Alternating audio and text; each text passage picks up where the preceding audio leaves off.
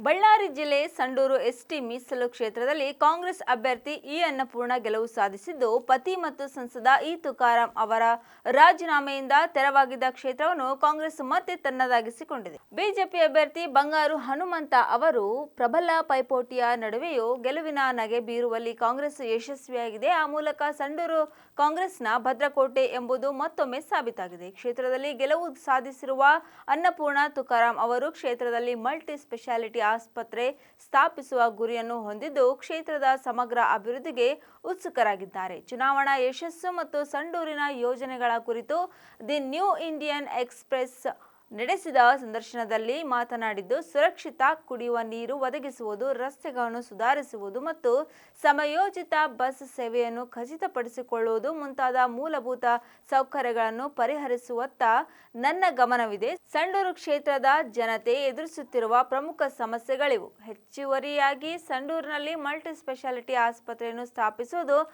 ನನ್ನ ಗುರಿಯಾಗಿದೆ. ನನ್ನ ಅಧಿಕಾರಾವಧಿಯಲ್ಲಿ ಇದನ್ನು ನನಸಾಗಿಸಲು ಬದ್ಧಳಾಗಿದ್ದೇನೆ ಎಂದು ಹೇಳಿದರು.